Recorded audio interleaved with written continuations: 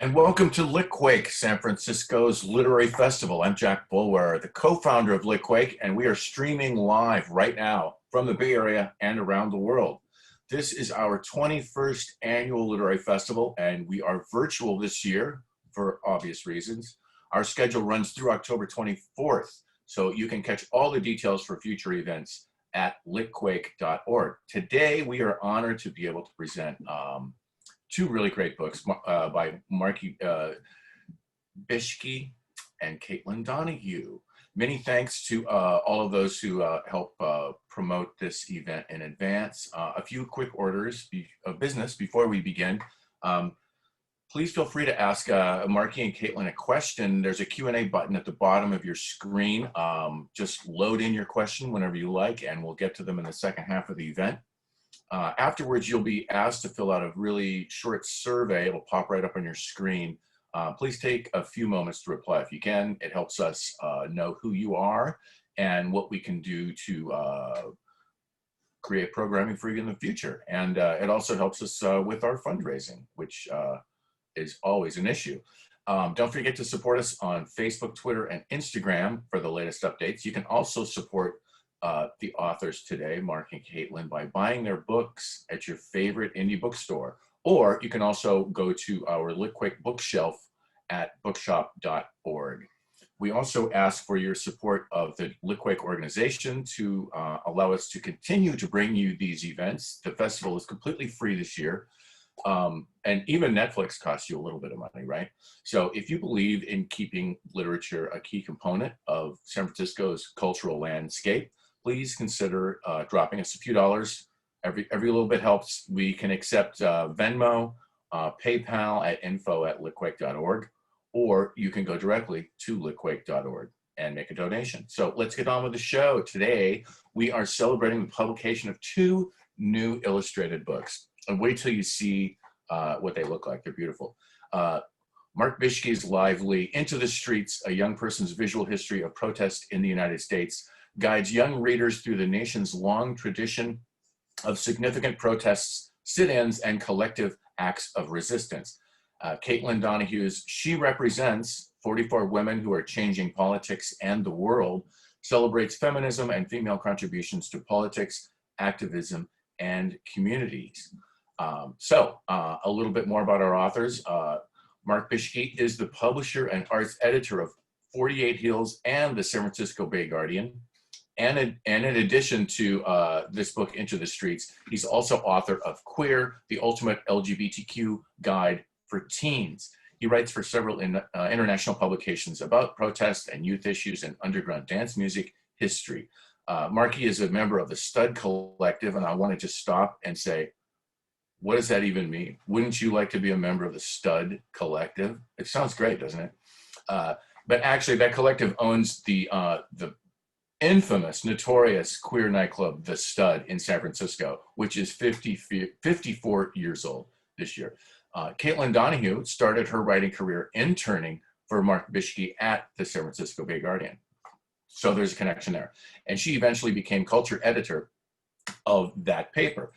She has since contributed to such publications as High Times, The Advocate, Rookie, SF Moments, Open Space, and Fact magazine. Her current work focuses on Latin American music and cannabis. She airs her weekly cannabis show, Chronica, on Radio Nopal, Mexico's largest independent radio station. And she's speaking to us live from her home in Mexico City, the magic of the internet. So without further ado, please welcome Marke and Caitlin. Hey guys, hey Jack, how's it going? Hey. It's a pleasure. Hi everyone, popping in to say hi. Hi Caitlin. Hey Marke, how's it going? Great, it's going great. I want to hear a little bit about your book. Oh my gosh. Before we start doing all this. She Represents is my very first book. I am putting it out through Lerner Books, which is the same publisher as Into the Streets, Marke's book. Basically, She Represents is a collection of 45 political biographies for teenagers of women political leaders from around the world. So this is not, like, I think a common misconception about the book is that this is kind of like a girl power title. Like, I'm giving you 45 amazing women role models that you can be like. It's not that. It's definitely not that. We have women from across the political spectrum. So these are, you know, this is not everybody, all people who share my ideology. We have Democrats, we have Republicans. And really importantly for me, we also have many women leaders from outside the United States. Which I think is particularly important for United States residents during presidential election years, because these kind of blinders that we always have on in the United States when it comes to what's happening outside the world, it really tends to intensify during this time. So I'm really happy to be presenting this book. Gives a little bit more of a global perspective. And I'm going to be talking with Marke a little bit more about the motivation behind it and all that after that. But before I did that, I wanted to show you guys, kind of give you an idea for what the book looks like. Let me just see if I can do that here. There we go. So this is the cover. She Represents is illustrated by a phenomenal Philadelphia-based artist named Brianna Arrington. She did these incredible, the whole book is full color. Illustrations are the entire page. This is kind of like what the book looks like. So we kind of break down the info into little like bite-sized sections. And then we have these gorgeous portraits of the women who are profiled. Just a couple more. Here's Jacinda Ardern, Prime Minister of New Zealand. Mia Love, who was a Black Republican legislator who represented Utah. ILHAN Omar, the incredible ILHAN Omar needs no introduction. And Kamala Harris. So Kamala is actually going to be, we're going to learn a little bit more about Kamala today. I'm going to stop sharing the screen here. There we go. And so the passage of She Represents that I wanted to read to you today is the Kamala Harris chapter. Why Kamala Harris? Well, it's not just because I am a Bay Area native, Litquake is a Bay Area native, Kamala is a Bay Area native. It's not just that she's going to be our next vice president, but it's also because Kamala is having a huge week right now. She sits on the Senate Judiciary Committee, so I'm sure many of you caught her kind of blistering speech that opened the confirmation hearings yesterday, encouraging the Senate not to confirm the Supreme Court candidate before the presidential election. We will see how that goes. But in the meantime, I'm going to talk a little bit about Kamala. So each She Represents chapter opens with one quote from the woman who's profiled. Kamala's is, "When activists came marching and banging on doors, I wanted to be on the other side to let them in." Okay, so here's her life story. Senator Kamala Harris was born to an international family in the middle of 1960s Berkeley, California activist culture. Her dad, Donald Harris, is a Jamaican economics professor who taught at Stanford University. Her mom is Shyamala Gopalan, a breast cancer researcher born to a prestigious family from the Brahmin caste, which is the top tier of traditional Indian society. Gopalan's parents, who are Harris's grandparents, were strident voices for Indian independence from colonialist Britain, and Harris's grandmother liked to walk the streets with a bullhorn, educating fellow women about birth control at a high volume. Harris attended political rallies with her parents from a young age.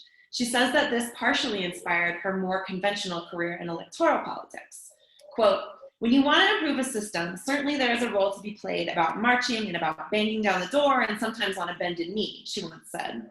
"But there's also a role, which is to be at that table where the decisions are made and influence that system from that perch, and that's what I decided to do." Harris attended Howard University, a historically Black college, where she was the head of the Economic Society and a member of the debate team. Soon she was back in the Bay Area, working at the San Francisco City Attorney's Office, mainly on cases that have to do with family issues like the abuse of minors and domestic violence. Some of her activism-oriented friends were surprised when she decided to become a prosecutor, which meant that she would be bringing the case against individuals charged with crimes rather than defending them.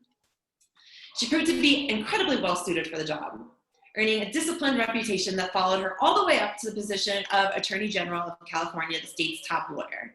Her record is not unblemished, however. When she stepped into the ring for the 2020 presidential campaign, evidence surfaced that her office had played a role in many wrongful convictions. Along the way, she met her husband, fellow lawyer and Nirvana fan, Douglas Emhoff, who already had 2 kids in their late teens. By all accounts, Harris gets along great with her stepchildren, Cole and Ella, who call the politician Mama. The next section is called What's on Her Agenda. So, throughout her careers as a high-powered prosecuting lawyer and lawmaker, instead of being soft on crime or even hard on crime, Harris says that she is smart on crime. This term, not too radical or conservative, tells you a lot about Harris's approach to politics. With her carefully chosen words, she represents herself as a rational and pragmatic politician. Since joining the US Senate, Harris has had plenty of opportunities to use the skills that she amassed during her years grilling criminal suspects as a public prosecutor. She interviewed, that's the official term for the process, but these dialogues sure do look like interrogations to anyone who's ever seen a courtroom drama, Supreme Court nominee Brett Kavanaugh during his controversial confirmation hearings. She also investigated allegations of a treasonous relationship between Trump's presidential campaign and the Russian government, questioning attorneys general Jeff Sessions and William Barr about their offices' potential conflicts of interest. After these televised exchanges, many voters imagined her debating Trump himself. And sure enough, at the beginning of 2019, Harris announced her campaign to run for president in 2020. Upon declaring herself a candidate, Harris changed many of the stances she had taken earlier in her career to appeal to more voters. Marijuana, as she once declared when she co-sponsored Senator Cory Booker's Marijuana Justice Act the previous year, should be legalized. She had initially poo-pooed the idea. Harris even started talking about her belief that sex work should be decriminalized, potentially making her the first major party presidential candidate to do so. However, not everyone was buying it. Sex workers remembered all too well that Harris had helped to write SESTA FOSTA, the acronym for legislation that made websites that sex workers used to find clients in a safer way illegal. The law sent many sex workers out on the street to find work where they had little protection against abusive clients. So despite the stances that she took on her campaign platform, Harris's history of working with law enforcement and the drafting of SESTA FOSTA may have kept her from being the top Democratic candidate. She dropped out of the race in December 2019 and endorsed fellow Democrat Joe Biden for the presidency. That being said, one thing's for certain, she isn't afraid of a challenge. So as you can see, the book went to press before COVID, before the recent events, but that kind of gives you an idea of Kamala Harris and where she's coming from. I think that means that we're going to go back to Jack or Marke. Hi, I'm back. Hey there. Thank you so much, Caitlin. And thank you so much, Litquake and Jack and everybody for having me. It's good to be back. The last time I was on Litquake, involved with Litquake, was during as Jack reminded me, a party to celebrate Tom of Finland's 50th year anniversary of drawing with a big big party. There was a big book and it got a little crazy. It was at the Eagle, the notorious queer bar in San Francisco. So this is a little more laid back, and I'm happy to be involved with one of my own books, which is Into the Streets. This is a young person's visual history of protest in the United States. It was such a joy to write this book. It's the first book of its kind for young people or for adults that really goes back and surveys 400 years of protests in the territory that we now call the United States. Everything from early colonial resistance and slave revolts, revolts of enslaved people, all the way up through the most recent Ferguson women's marches, the March for Our Lives, which was the Parkland students marching for gun control after the shooting there. Greta Thunberg is in the book, and it comes all the way right up to the George Floyd protests, which unfortunately the book was published right before then, but it really gives a good context for young people who are seeing images of protests all over their television, probably even more coming in around the election. We'll have to wait and see. But what I wanted to do was write a book that really put in context for young people the images that they were seeing and the history that they could tap into. I also wanted young people to feel that the things that they were feeling, the rebelliousness, the frustration at the system, the confusion at how things were going in terms of racial justice, in terms of queer rights, in terms of women's rights, indigenous people's rights, disability rights, they were not alone in feeling these frustrations. In fact, there's a legacy of hundreds of years worth of people who have worked on these issues and taken to the streets to protest and exercise their constitutional rights, to gather and to, address the government for redress of grievances.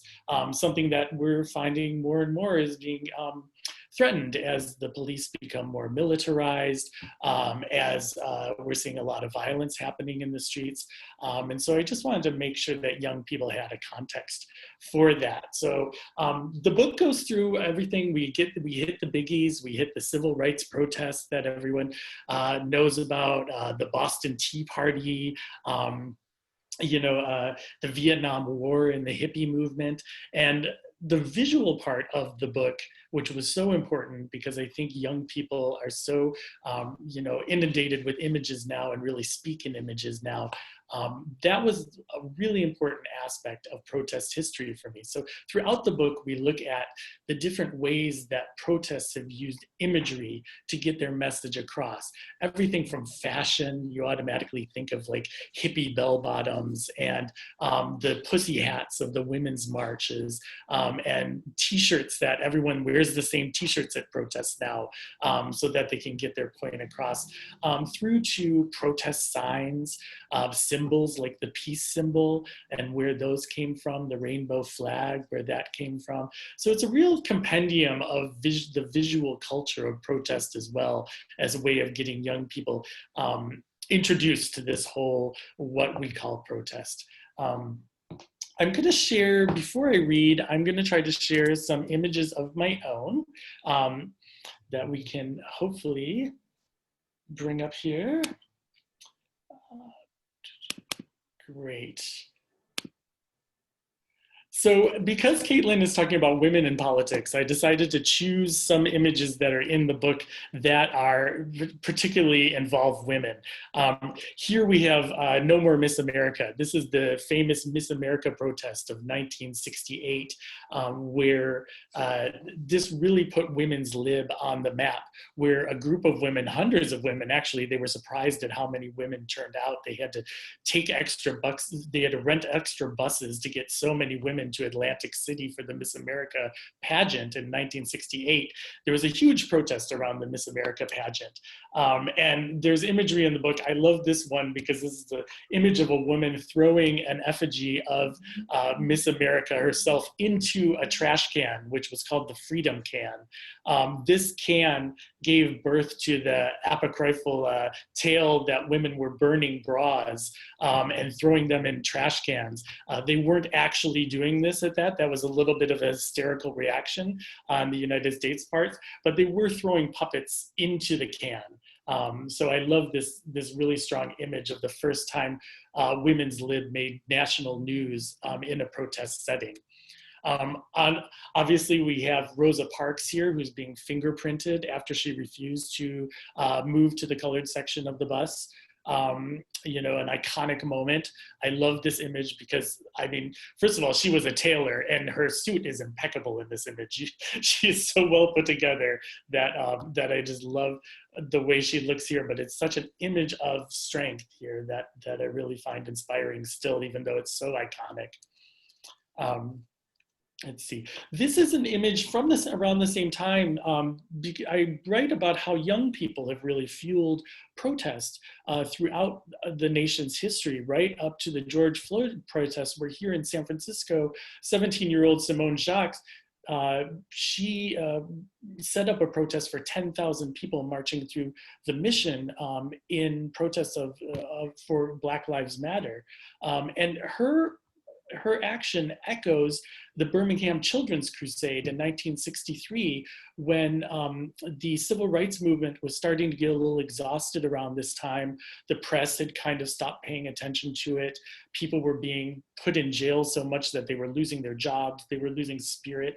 But it was young people, and especially young girls, who decided, you know what, we can get the press attention by putting ourselves on the line and grabbing some headlines. So in Birmingham in 1963, hundreds of school children marched out of their school and they marched down to the center of town and sat in protest. And the protest went on for about 3 or 4 days. Children were taken to jail. Adults later joined them, and they too were taken to jail. But around the country, people saw how the police were manhandling children, and it really reawakened a spirit of purpose and a sense of anger and determination to keep on the civil rights path.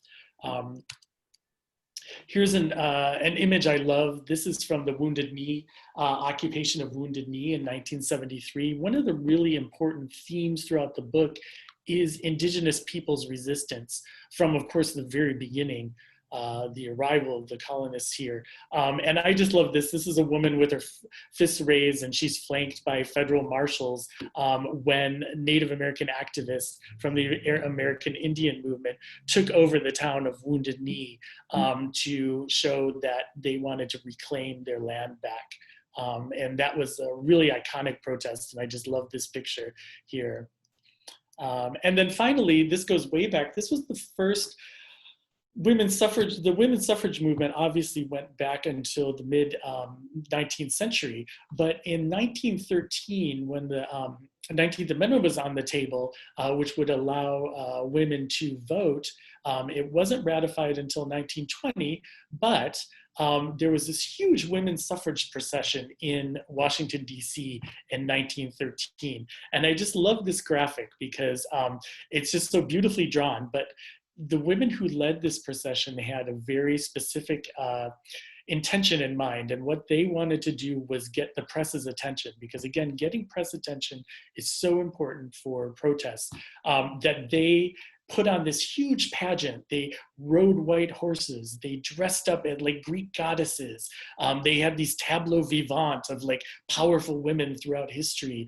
And what they really wanted to do was show the nation that women had been powerful and in charge before, and remind the voters, the male voters, that women were just as capable of determining the course of the nation's history as men.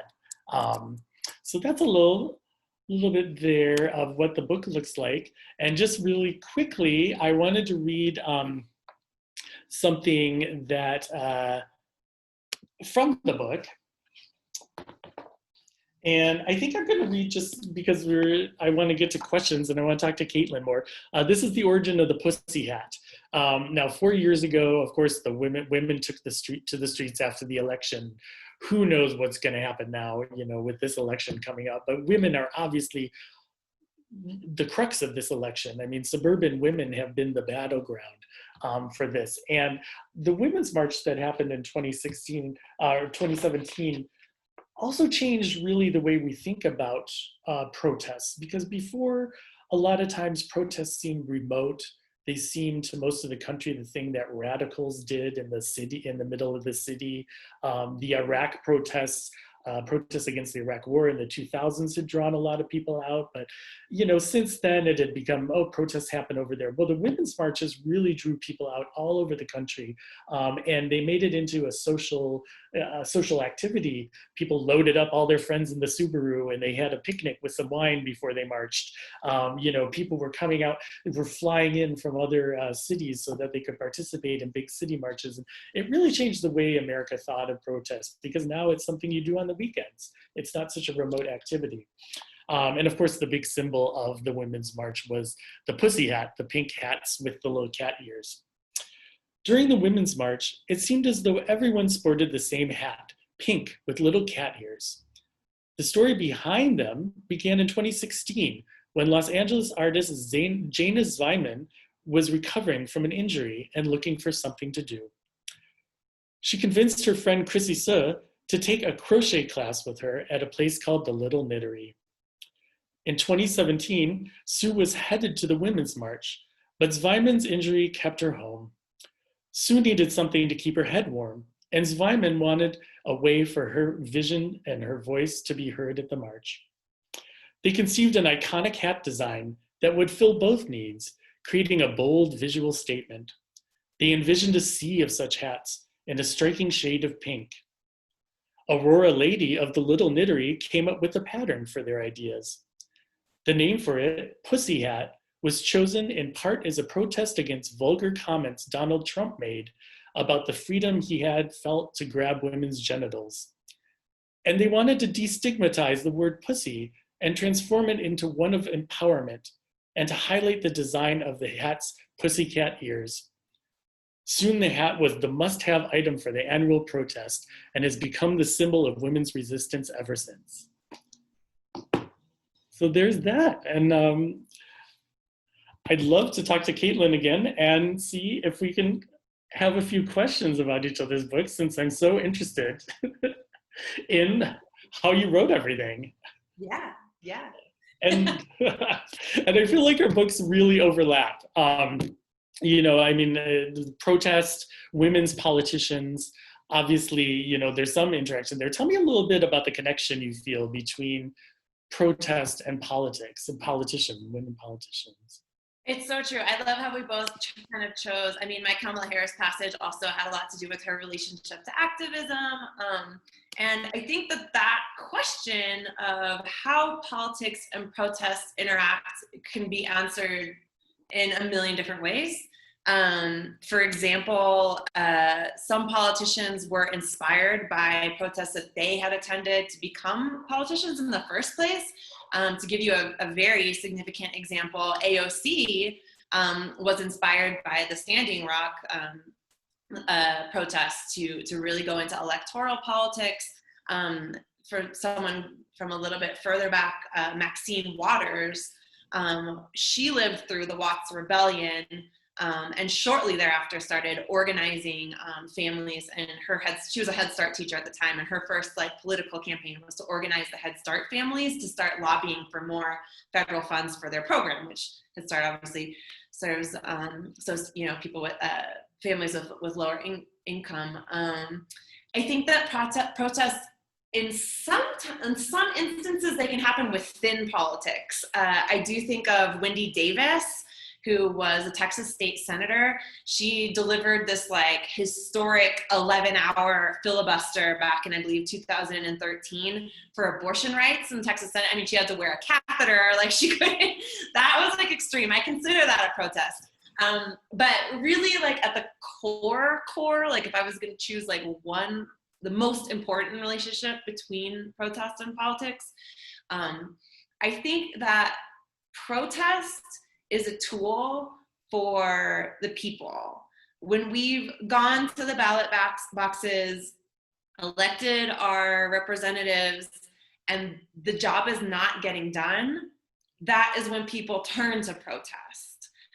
That's the ace up our sleeve. So in a way, protest serves this really important role, which is to keep politics in check. It's the people's voice. I mean, how many examples can we give from this summer?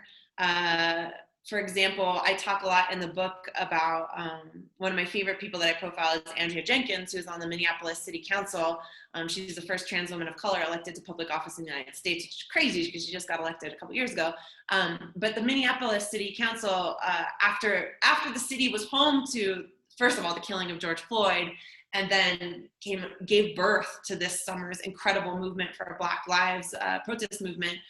Then the Minneapolis City Council turned around and took steps towards abolishing the Minneapolis Police Department. So we see directly how protests lead to changes in politics. I think that's the base of it.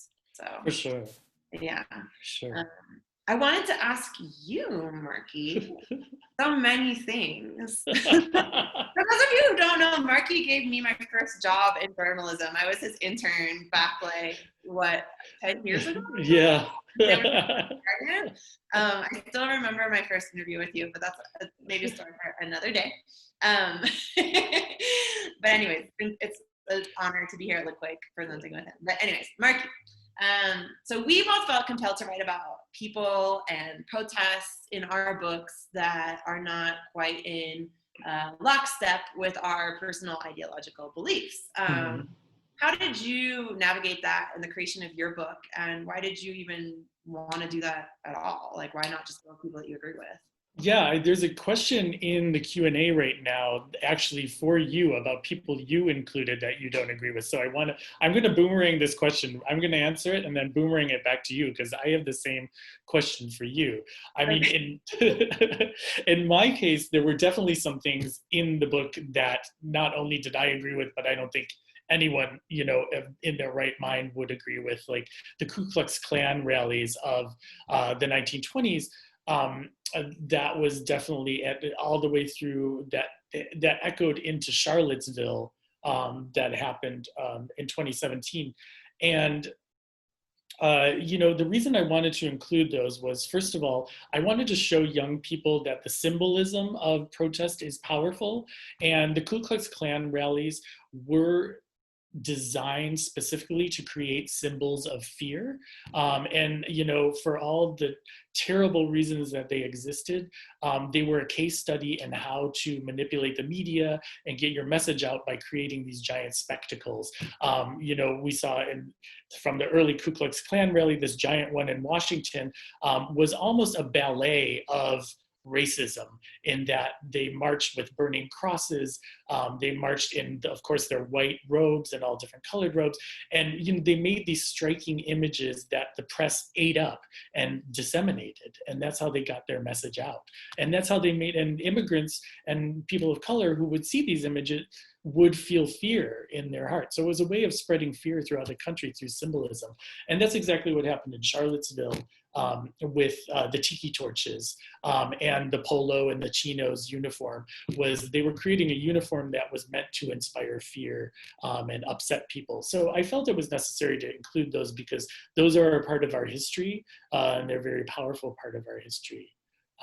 So it was difficult to write about them, but obviously it was like, okay, these are racist. There's no really difficult, you know, I just said right off the bat that these are terrible things, but this is what you will be seeing in the news, etc. With that.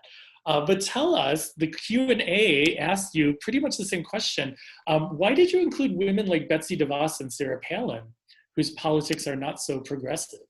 Totally. Well, I do want to make a quick note to say that this question is from my mother. Oh. And I know that your mom, so hi mom. And I know that your mom's also on the Zoom. So hi Gail. Nice. Hi Barbara.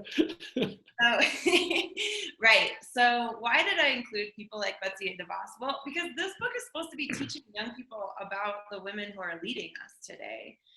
Again, this is not like, these are not like, who's your favorite? This is not like, choose, like, it's not, these are not American dolls. Do you know what I mean? Like, these are people who work for us. Like, we need to know who they are. And we can't, like, there's a big problem these days where we're in these, like, information silos. I mean, this gets talked about all the time, right? That like our internets have been tailor-made just to like bounce back our views back at each other. It makes us dumb.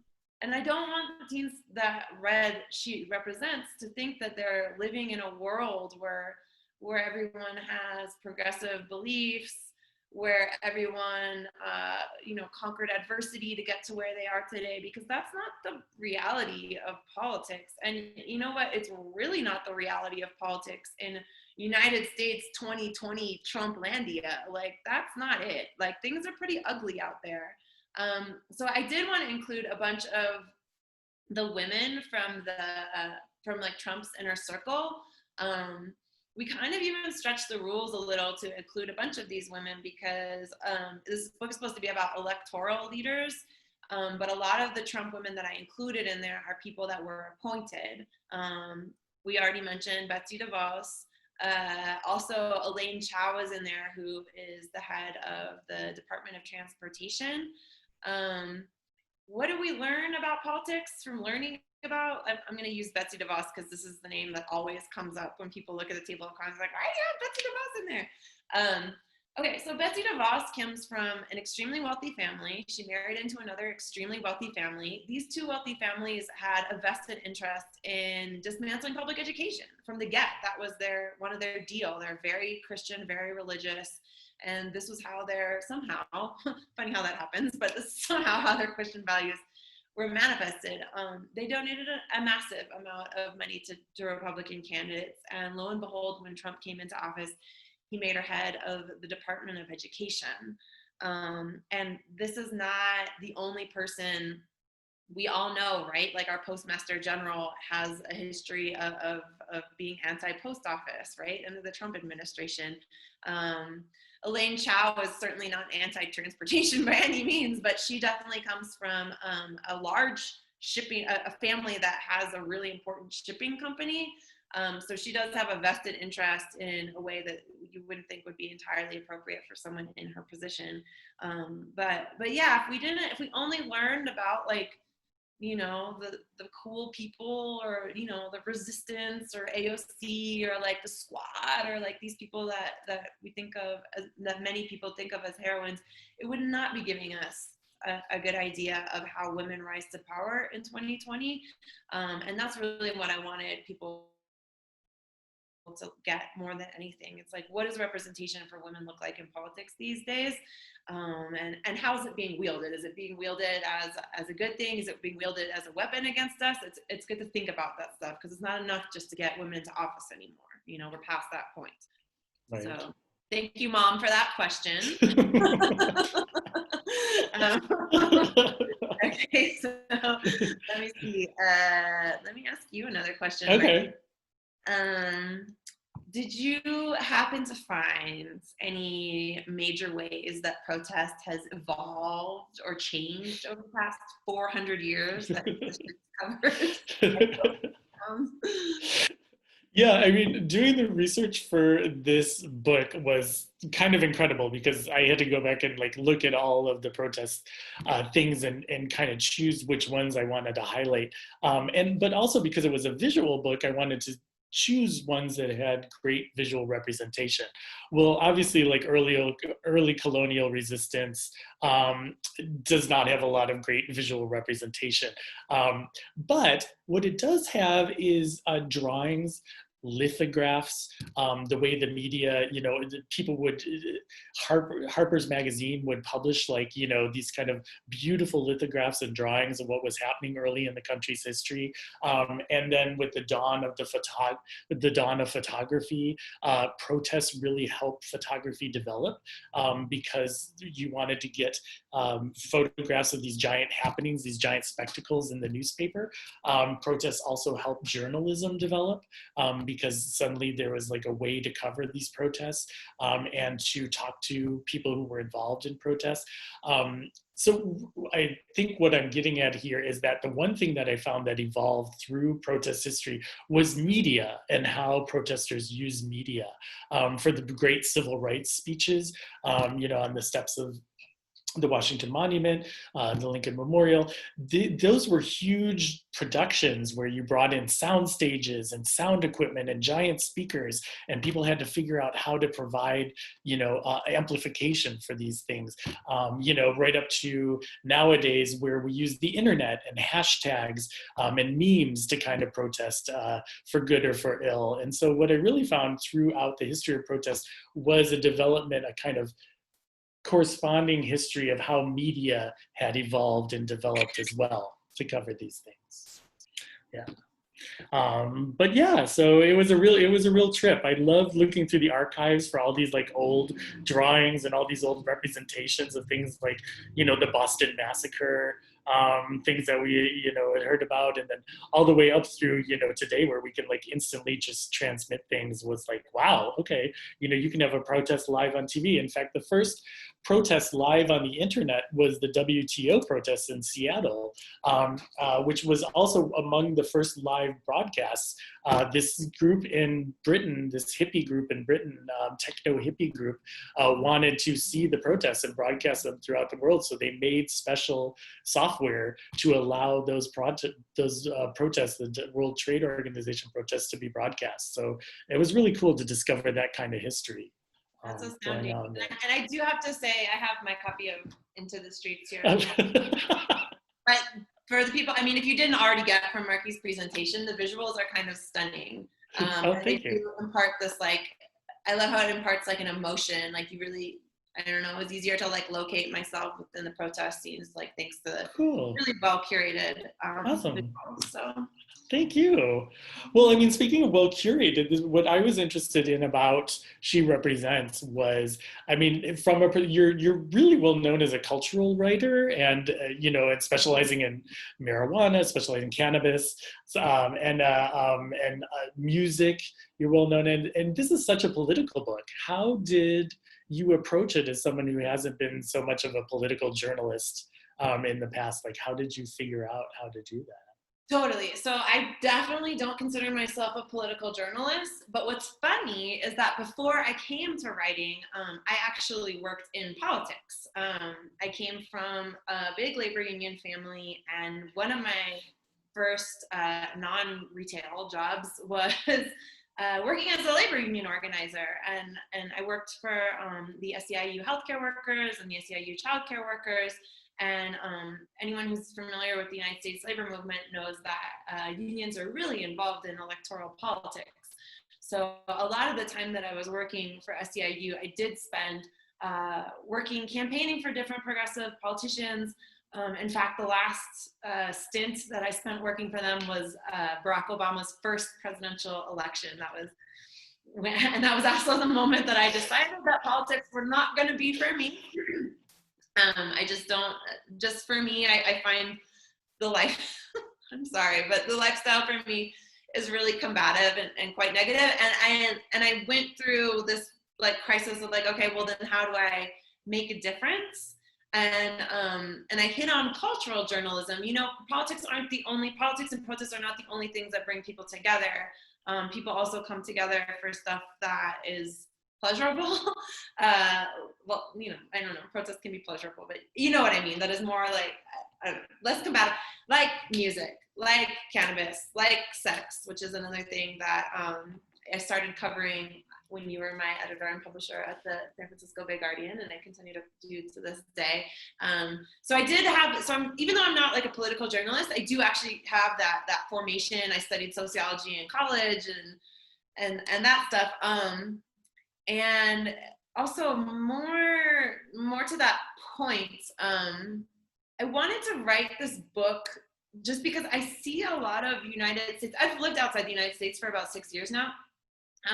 And so it's giving me like a little bit, I mean, obviously I'm still a United States person. I was, you know, born and raised there. Like, it's never going to be out of my system a lot, but it does gives you like a little bit of perspective, a little bit of like step back and look back at it kind of deal.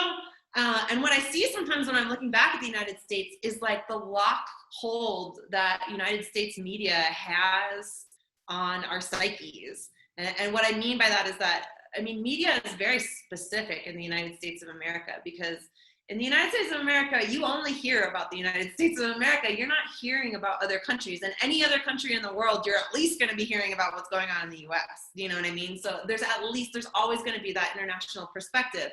But if you're in the United States, where we have this like super moneyed mainstream media that's like locked in this election cycle, that's like in certain ways really determined by what the politicians want to be in that election cycle, you just start getting like, it just seems like your political ideas start getting dictated by what's on NPR, what's on CNN and things like that. And so I did think this was an important opportunity for someone who is kind of a political outsider to come in there and kind of present narratives that don't have much to do with what you're going to see on the evening news, or even like we're going to see on Twitter. that just kind of like take a different kind of, just a different pace, a different rhythm of learning about these people in a way that like takes us out of that cycle and just lets us form like a little bit more independent thought about who they are and what their possibilities as elected leaders are. Fantastic. Wow. That's great. Just a follow-up question. What's an example of someone in politics that you covered outside of the United States that maybe the people in the United States haven't heard of, but it would like blow their minds at like, oh my gosh, there's a trans politician in Brazil, or, you know, tell me someone that I would love to talk about every single one of the people that I covered from different countries, but one person, I'll briefly mention two, because I know that we have a limited time, but one is a personal heroine of mine, Camila Vallejo, who is a Chilean legislator. Camila actually got her start in activism. She was a leader of the Chilean student movement, and anyone who knows anything about Chile knows that in Chile, they protest. I mean, they protest for real and in serious. And when the students start protesting, when the women start protesting, because they also have like huge feminist protests, these protests will shut down the country. And when Camila was head of the most important student protest organization, that's what happened. Like they shut down the country, and she eventually, graduated, became an adult out in the professional world, and became a Chilean legislator, where she's continuing to like take steps towards trying to make Chile a more equitable place for Chileans. The second person is Leila de Lima, who is a legislator from the Philippines. Leila, she came up kind of working within like human rights governmental organizations before she became an elected leader. And she came to loggerheads early on with the leader who's Orlando Duterte, who's currently the leader of the country. She came to loggerheads with him early on. Duterte is a huge human rights violator. I mean, he had this like big campaign against drugs, war on drugs. This is like a classic cover for violence across the world, right? The war on drugs. So he was using that just to like really conduct genocide on some of the working class populations in the Philippines. And when he got to be when he got to be president, he actually jailed Leila de Lima. She's been in jail now for years, and she continues to be a legislator. She continues to present legislation from her cell. She also writes poetry, so she has poetry books out there as well. But I do want to that's an important story to know, that like the challenges that people are facing. I mean, the United States is kind of a messed up place right now, but other places in the world are facing their own challenges. So it's good to keep in mind like that whole panorama. So right, national learning. A question for you, Marke. So how did you research your book, and how did you decide like who to include in your, or like not who to include in your book, but the protests to include in your book? I mean, there's so many protests that have taken part in the United States over the last 400 years. And as a follow-up, is there anything that you wish that you had included and that we'll be seeing from you? Right. Well, that's a very interesting question. I mean, I talked a little bit before about how I let the media guide me, or the records of these protests kind of guide me to make sure that there was a solid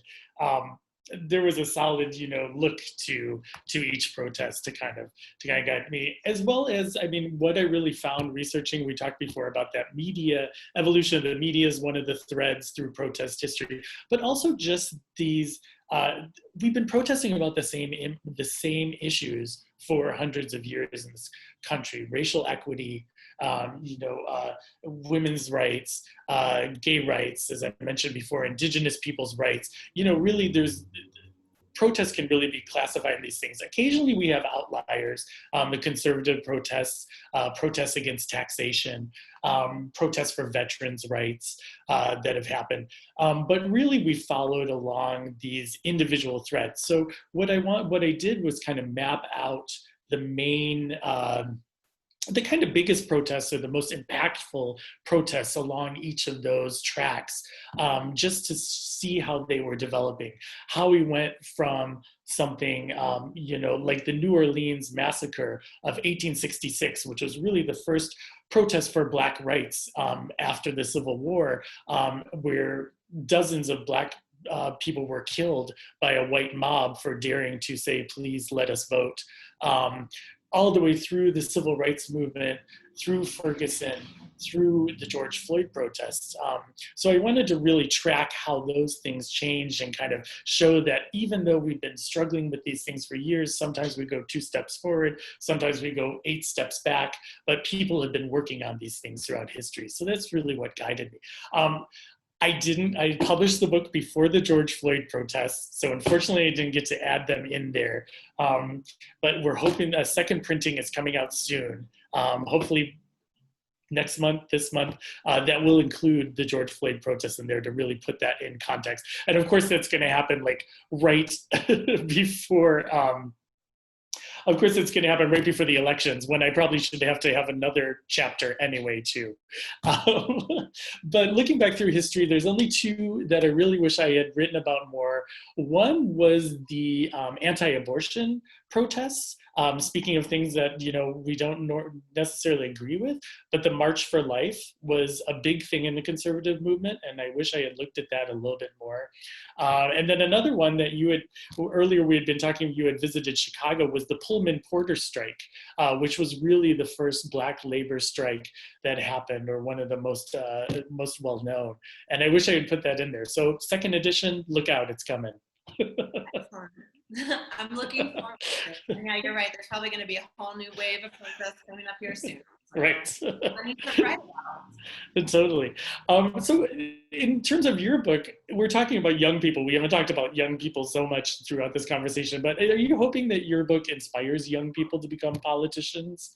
Man, you know, this is so funny because I know that in a way, like the concept of the book was to do just that. Like the original, because the publishers actually had the concept, as you know, Lerner Books actually had this concept and came to me with it. So at the beginning, it was supposed to be like kind of a motivational thing.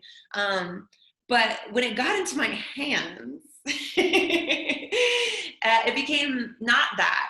I'm actually not trying to present electoral politics as the best way to affect change. In fact, in the intro to She Represents, I make that really clear, where it's like, you know, you could become a politician and make change, and that's great. You could also become a teacher and make change.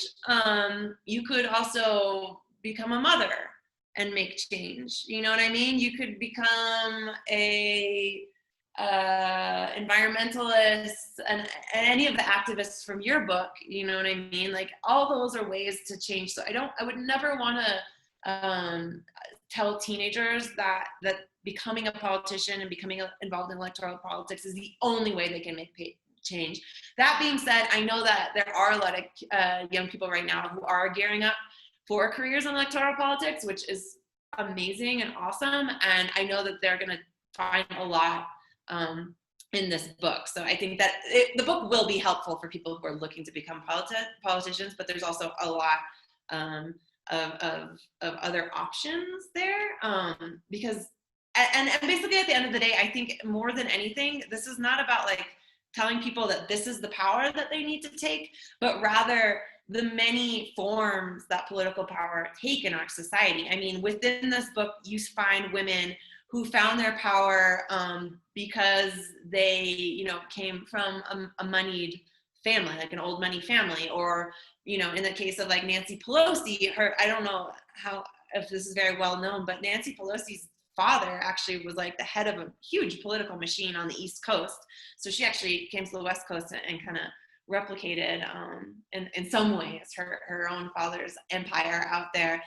Power also comes from trans people bucking cis-centric political systems. I mean, Danica Rowan is in there. She defeated a extremely transphobic, homophobic candidate to get her seat in Congress. So power can take a lot of different shapes. She represents about the many ways that it is formed within electoral politics, but it's definitely not about limiting the power to that. It's more meant to like remove this like untouchable aura around politicians, or like, especially the politicians that we like. I think we also oftentimes see them as these like incredible like media heroines, or you like hail everything that they do.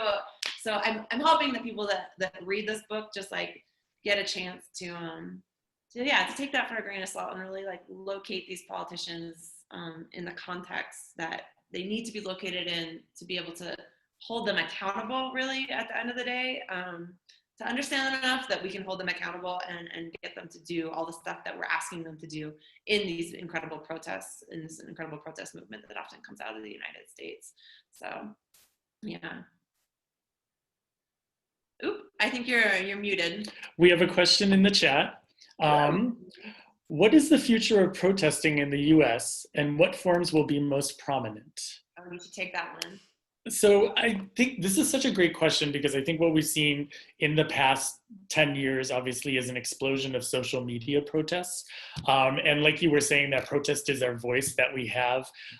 Things like the Me Too movement and so many other protests have been kind of backed up by online force. And this is like, it's such a good example of people not being heard through the usual channels of our judicial system, or being kind of oppressed by our law enforcement system. So they're having their voice amplified in different ways and even creating a justice system of their own through social media in order to feel that that justice is being done. But I think we're also finding the limits of social media. We're also finding a lot of social media protesting fatigue, that the world is not Twitter. Once Trump goes out of office, what's going to happen to Twitter? But right now the spotlight is on social media so much, but I think we're finding the limits of what social media can do versus what people can do in the streets. I found it so interesting, Caitlin, that you mentioned about how in other countries protests shut the country down. Like in France, if people don't get a raise, they shut the whole country down. And here, for a brief moment, it was like that as well in the late 1800s when the railroad workers would go on strike. That was the only form of transportation and communication, and it was a huge economic thing. So when they shut the railroads down, that froze the country.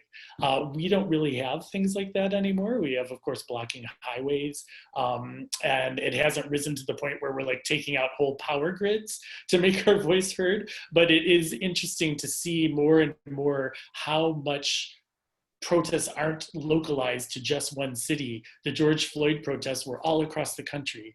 The women's marches, as I was saying, were all across the country. So I think what we're going to see more of in the future is more bodies in the streets, and more people showing up to protest, COVID willing. Obviously, there's a big danger there.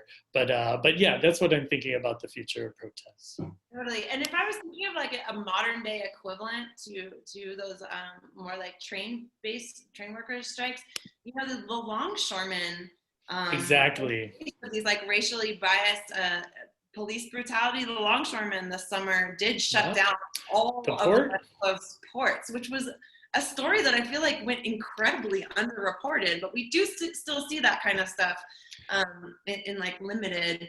That's totally true. That was such a wonderful echo of the longshoreman strike, a famous longshoreman strike that helped create the SEIU 100 years ago. So it was just a really interesting, that they helped create the labor union movement, and it was amazing to see that last year. But yeah, there's still people power. You can shut it down. It's just people have to realize that maybe instead of tweeting, they should street. Don't tweet, street. I think that we kind of answered a little bit. The next question is, thank you, Mark and Kaylin. What role do you think social media played in mobilizing the American people to participate in politics and activism? Huge role. I mean, just to take a really specific example from Mark's book, the Standing Rock protests were actually, I didn't realize that they are ignited by teenage girls who used change.org to start a petition to stop the government from creating this pipeline through the Dakotas. So key role. Yeah, I think that's a perfect example for us to end on, because it has women, it has protests, it has women in politics, because hopefully these young leaders we'll see more of, and it brings it all together. Synergy, that's what we call synergy. Oh. Well, I'm sorry to interrupt you guys. I feel like we could listen to you for another half an hour or an hour at least. It's amazing. conversation, and people can watch it immediately on Litquake's Facebook page right now, and we'll also have it on YouTube in another day or so. You know, thank you guys so much for you know, coming on today and talking about all this stuff. The books are Into the Streets: A Young Person's Visual History of Protest in the United States by Marke Bieschke, and She Represents 44 Women Who Are Changing Politics and the World by Donohue, live from Mexico City. You guys, it was really great. The books look beautiful, and I hope you get to do more. Thanks so much, Jack. Thank you, Litquake. Thanks for having us. It was an honor to read at Litquake, and it was great to do it alongside Marke. So. Same. Okay, all right. Thanks, you guys. If more events coming up through the 24th at litquake.org. Thanks, everyone.